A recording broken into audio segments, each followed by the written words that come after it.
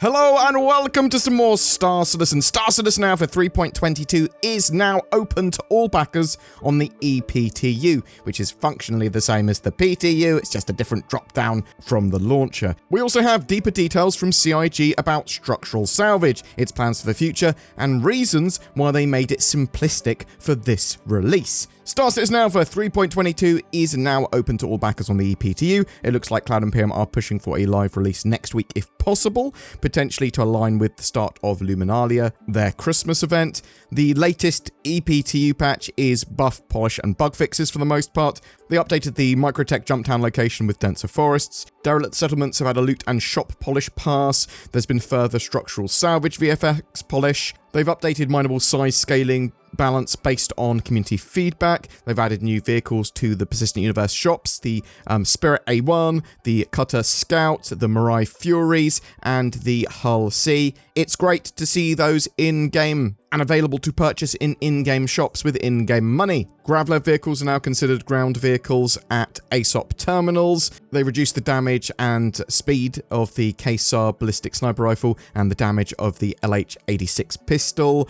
Further front-end UI polish updates have been done, and further AI on-foot navigation performance improvements have been made. Hopefully Cloud Imperium can clear out the rest of the more egregious known issues and bugs before pushing that on to live. I do not want a terrible patch, a buggy patch for Christmas, and the sort of Christmas period. I say terrible patch. It's when you can't log into the game. It's accessibility, playability, and performance and stability. All of those need to be at a level where I can play the game and I feel like they've made improvements to it and not steps back. Star Citizen now for 3.22 also includes the new structural salvage. So, some backers weren't happy with its very basic implementation and changes from what was expected. But in Inside Star Citizen, they had a salvage special here and talked about why they'd done this, plans for the future, and what we're getting now in 3.22.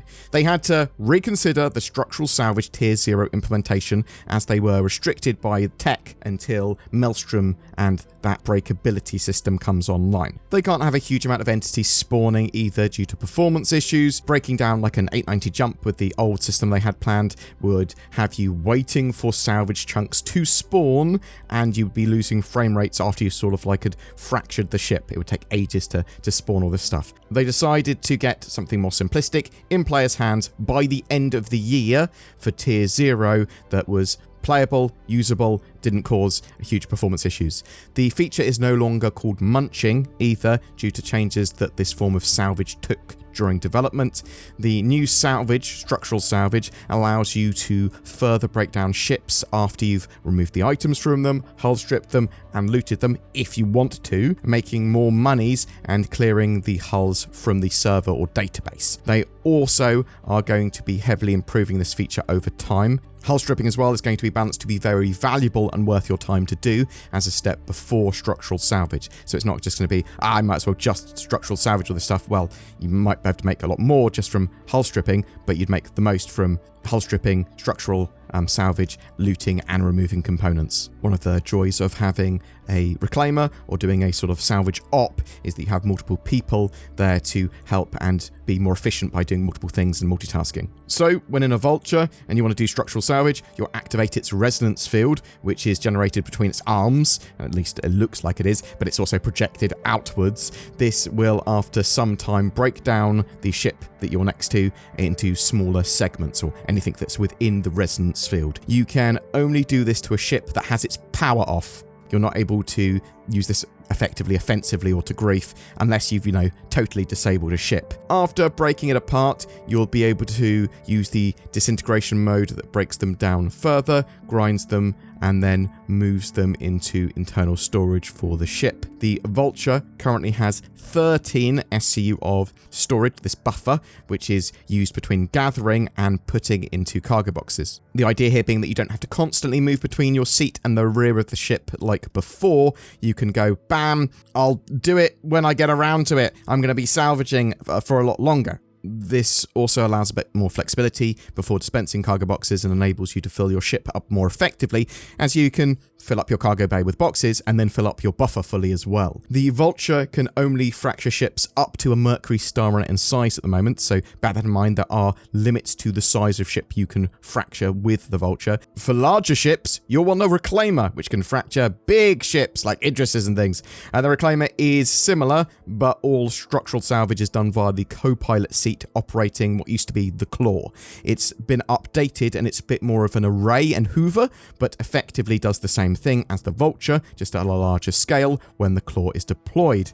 The Claw itself doesn't move other than being deployed, and it's sort of front facing, but you'd use the ship's tractor beams to move salvage into place, or have the pilot move towards or aim towards the salvage that you want to suck in and disintegrate. But the ship's going to work a lot better if all your crew are in sync and doing lots of different salvage tasks at the same time.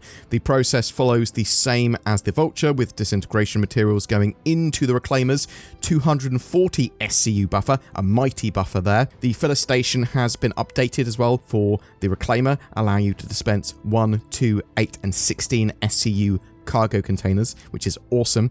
This helps with salvage admin and cargo stacking, and you can set it to auto-dispense boxes in both the Reclaimer and the Vulture. You want to salvage the wreck of an Idris, you can do so in a Reclaimer. Might take you some time if you want to fully hull strip it and all of that sort of stuff as well first. They have made various quality of life improvements to salvage as well, giving the Vulture the ability to move its arms separately, and it has a tractor beam that can hold and sort of move salvage towards it. This allows you to be more efficient in what you're sort of disintegrating versus what you're hull stripping. You might want to move some stuff away or towards you to have it within the resonance field or not in the resonance field. The mechanic's all about making profit, right? But also this new structural salvage allows them to clear out the servers of all of those derelicts and all of that trash salvage, which can cause servers a bit of slowdown or databases a bit of clunk if they have too many entries, right? The dispensers in the back still have the ability to craft, and crafting costs have been updated to make use of both the materials now available: construction materials, which is the structural salvage resource. When you crunch all that stuff down, when you suck it up, it turns into construction materials, and RMC, which is recycled material composite. That's what you get from hull stripping. So now when you're making multi-tools and multi-tool attachments in that dispensary, you are using both those resources. In the future, you're going to see a wider range of materials and resources that you'll be getting from salvaging, and those materials are going to be used for various different types of crafting. You'll need more precise materials, and I'm really looking forward to seeing where salvage goes from here, but also crafting. We know that they've got base building and all that sort of stuff coming up, and they want some form of base building in our hands within the next 11 or so months. I mean, more fairly, I'll say, by the end of 2024. And we know that there's going to be lots of different types of crafting, even the ability to fabricate your own ships. Boom! That's it for your updates today on Alpha 3.22 and salvage, and the reasons that salvage and this form of structural salvage is a bit of a more simplistic mechanic than what we first expected. I say we, I mean me, maybe you. I'm interested to know, what did you think? Did you expect structural salvage to be as simplistic as this in its first tier, or tier 0? Were you expecting more? Are you expecting it to get a lot more advanced in the future when they've got Maelstrom? Or are you totally fine with it actually being pretty simplistic, almost as a clear-up process to the rest of the salvage? At the end of the day, it is adding more to the game rather than taking anything away. Is there anything you'd like to see from the mechanic or quality of life updates that you think they should urgently put into the game? What are your experiences with Alpha 3.22? Have you played in the open EPTU yet? Are you enjoying the new multi-crew stuff in Arena Commander? Have you been exploring the new settlements, and are you getting a reasonable performance at some of them, or are they just eating up all your frame rates and you're getting single-digit frames? Whatever your questions or comments or feedback on what's going on with 3.22, I'd love to hear from you in the comments below. Ho ho ho, it's me, Father Nordmus. That's right, it's that time again to see who's on my naughty list for who doesn't have a VPN. No, that's Gross Northern Claws! Gross from Northern Claws, Timmy. You should be scared of not having a VPN. As you know, Father Nordmus punishes all that disobey him. It's the perfect Nordmus present, Timmy. There's no excuse. I can see all of your website history, and I'm going to sell all of your data, Tim. NordVPN helps protect your online activity, gives you greater accessibility to the content you want by changing your location, and much, much more. Go to nordvpn.com/BoredGamer before Das Northern Claws finds you.